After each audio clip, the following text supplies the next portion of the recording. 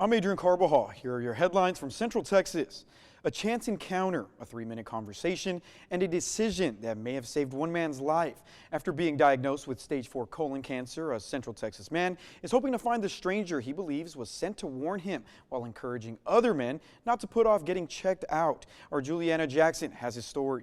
Used a total stranger, and really, we're trying to figure out who that guy is.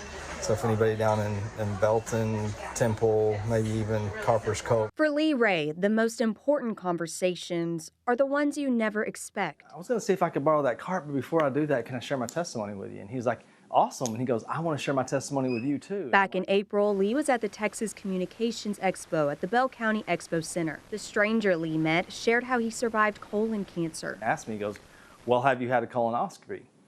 And I said, no, I haven't. I came home that day and I told my wife, I said, hey, I believe God used a man today to tell me, I need to go get a colonoscopy. At 47 years old, Lee scheduled his first colonoscopy. Doctors discovered a cancerous mass, removed 6 polyps, and later diagnosed him with stage 4 colon cancer. By that guy sharing his testimony with me, it's allowed us to have the opportunity to fight. And we're so thankful for that. Lee is asking for the public's help to find the man he calls his guardian angel. He believes the man may have been working at the Bell County Expo Center during the first week of April and hopes to thank him face to face. Lee describes him as a black man around 55 years old, average height with a small mustache, wearing a cap. But he says this story isn't just about finding one person. It's about making sure others don't make the same mistake and get checked.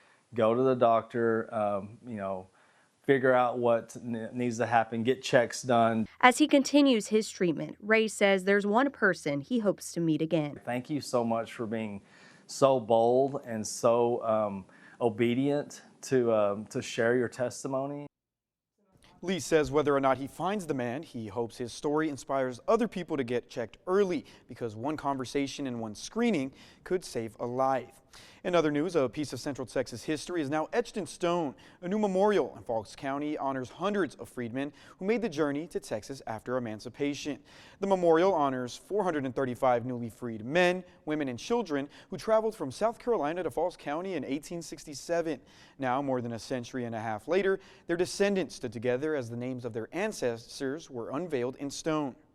To be honest, we had been researching and we thought maybe 30 or 40 freedmen came at one time.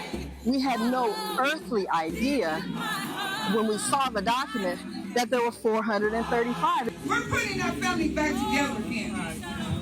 So, world and community, it will be up to you to encourage your family to know these names. Organizers say the memorial serves as a lasting reminder of the courage, sacrifice, and resilience of those who helped shape the history of Central Texas. And those are your headlines from Central Texas.